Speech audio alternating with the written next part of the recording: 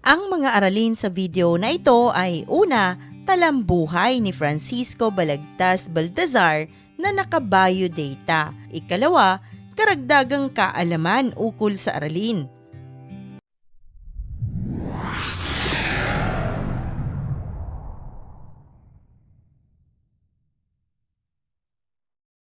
Dumako na tayo sa unang bahagi ng ating aralin. Kilalanin natin si Francisco Balagtas Baltazar.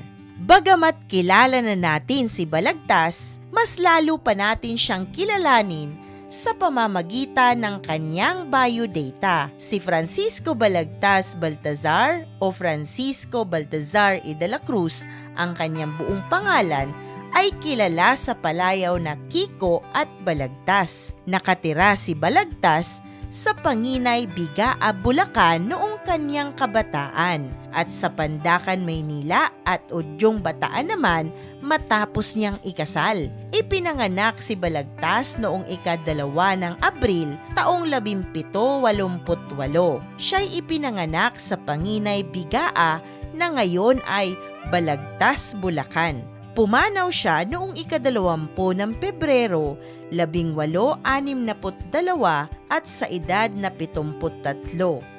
Ang ama ni Balagtas na si Juan Baltazar ay isang panday. Karaniwang may bahay naman ang kanyang ina na si Juana de la Cruz. Naging asawa ni Balagtas si Juana Tiambeng at ikinasal sila noong ika-22 ng Hulyo taong 1842. Si Balagtas ay bunso sa 4 na magkakapatid. Ang kanyang mga kapatid ay sina Felipe na sinasabing pumanaw sanhi ng katandaan o sakit noong unang panahon. Kapatid niya pa si Concha at Nicolasa na walang tiyak na tala tungkol sa sanhi ng kanilang pagpanaw.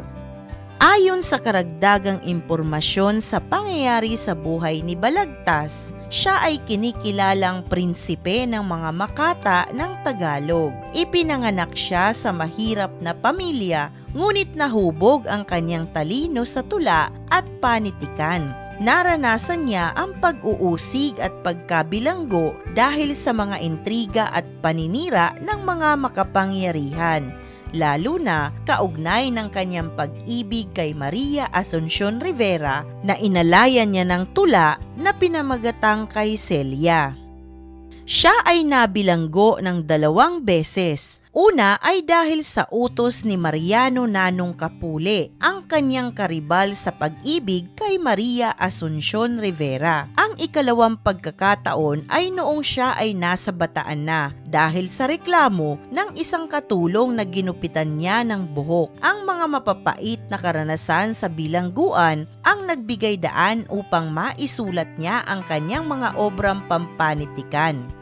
Habang nakakulong, naisulat niya ang Florante at Laura, isang akdang gumagamit ng talinghaga upang ilarawan ang pang-aapi, kawalan ng katarungan at kalagayan ng Pilipinas sa ilalim ng kolonyalismong Espanyol. Pumanaw siya noong Pebrero 20, taong 1862 sa Udyong, Orayon, Bataan sa kahirapan, ngunit iniwan ang pamana ng dakilang panitikan.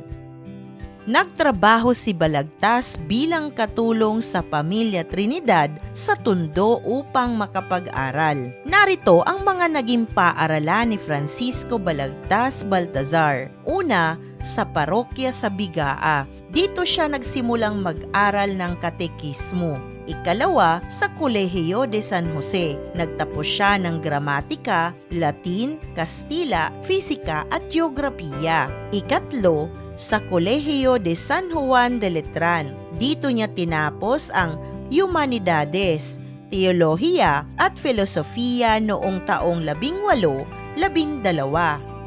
Paano nga ba namuhay si Balagtas? Mga naging hanap buhay niya ang mga sumusunod. Una, naging katulong sa Tondo kapalit ng kaniyang pag-aaral. Ikalawa, siya ay makatang propesyonal, sumusulat ng mga tula at dula para sa iba. Ikatlo, naging teniente mayor at huwes de sementera, mga katungkulan sa gobyerno noong siya ay nanirahan sa Bataan. Ika-4, naging clerk o kawani, nagtrabaho sa korte sa ilalim ng isang hukom.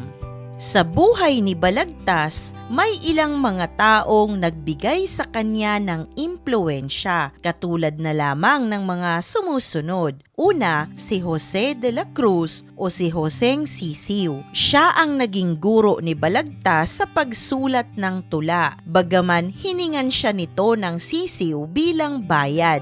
Ikalawa, si Maria Asuncion Rivera na inalayan niya ng tula na kay Celia.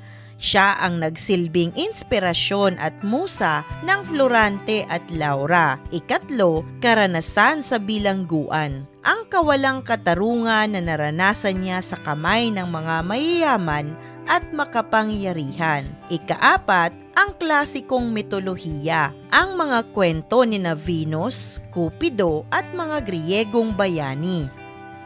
Alamin naman natin ang tala ukol sa kanyang pag-ibig. Ang kanyang pinakatanyag na pag-ibig ay kay Maria Asuncion Rivera o MAR na tinawag niyang Celia. Sila ay nagkakilala sa Pandakan dahil sa yaman at impluensya ng kanyang karibal na si Mariano Capule na ipakulong si Francisco upang hindi makasagabal sa panliligaw nito kay Celia. Sa huli, pinakasala ni Balagtas si Juana Tiambeng sa Bataan, kung saan sila ay biniyayaan ng 11 anak, ngunit 7 sa mga ito ay namatay noong sanggol pa lamang.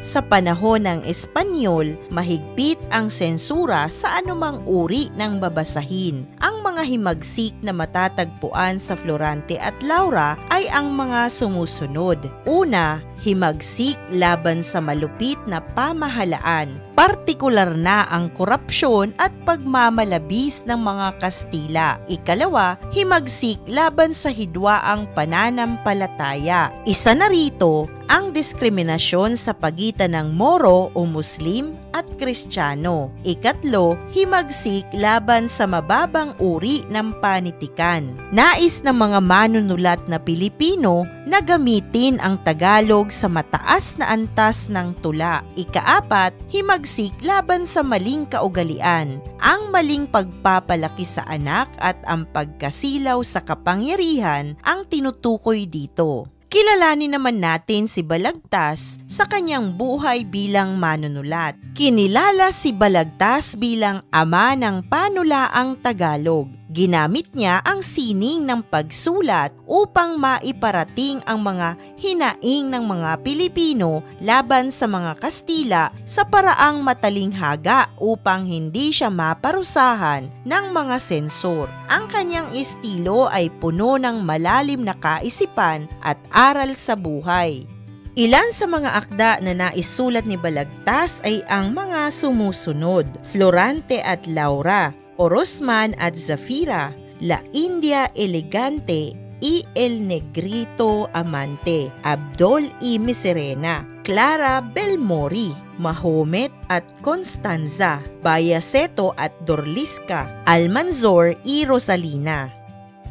Sa mga huling bahagi ng kanyang buhay, narito ang ilan sa kanyang mga huling habilin. Anya, huwag ninyong hayaang maging makata ang sinuman sa inyong mga anak upang hindi nila danasin ang mga hirap na aking tinahak sa sining na ito. Ito ay isang babala dahil sa pait na kanyang naranasan bilang manunulat sa ilalim ng kolonyalismo. Ikalawa, ilibing ako ng payak, walang karangyaan at huwag sayangin ang luha sa aking libingan.